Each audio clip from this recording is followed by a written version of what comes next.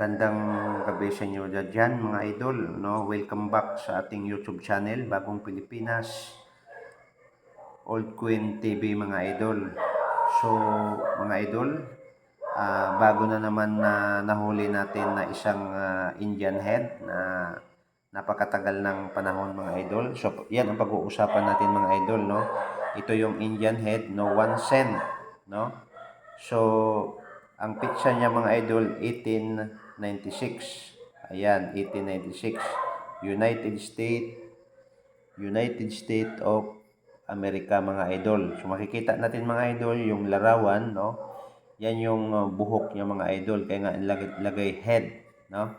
So the most popular sa USA itong Indian head mga idol nung kapanahonan nung ginawa ito, no, dahil pambira ang kanyang hugis at yung kagandahan ng kanyang paghugis ng queens.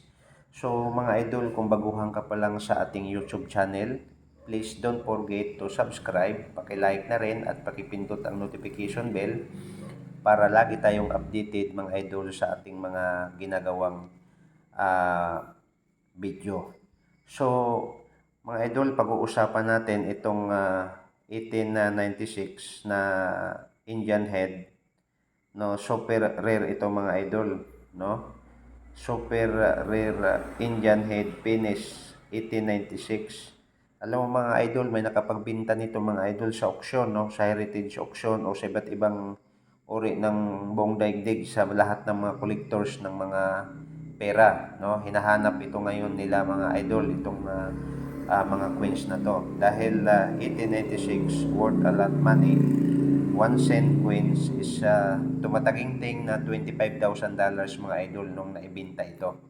Kaya nga mga idol, kung mayroon kang ganito, please check sa lagayan natin at sa mga wallet, no? So isang tabi at ayusin sa paglagay para hindi mawawala mga idol, dahil itong coins na to, possible na ito yung magpapabago sa buhay natin mga idol, no? Dahil itong coins na to ay napakamahal na. Okay. So mga idol, kaunting kwento sa coins na to. So ang sistema sa coins nito mga idol, so kaunti lang ang diferensya kanina, dahil ang sa diameter niya pareho din 19 millimeter. Tapos ang kanyang weight mga idol binawasan, no, itong 1896 binawasan niya mga idol, kasi dati is 4.67 grams. Ngayon mga idol ay ni-reduce ng 3.11 grams na lang mga idol ang Indian head na 1896. Okay, ang kanyang cover, no? So 95% pa rin mga idol, at ang 10, 5%. So Indiana head, no, sense is one popular din na mga idol, no? Popular siya sa United States of America nung na-issue siya from 1859 to 1909.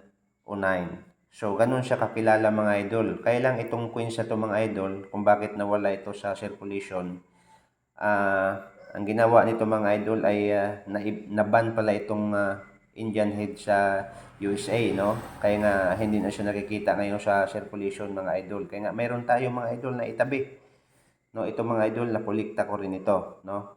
So sa lahat ng mga taga-subaybay sa aking YouTube channel, maraming salamat at sana huwag kayong magsawa sa pagsuporta sa ating YouTube channel. Ito yung 1896. Kanina mga idol ay 1897. So shout out sa inyong tanan dyan, ang sa lahat ng mga nag-subscribe sa akin at sa lahat ng mga nagko-comment.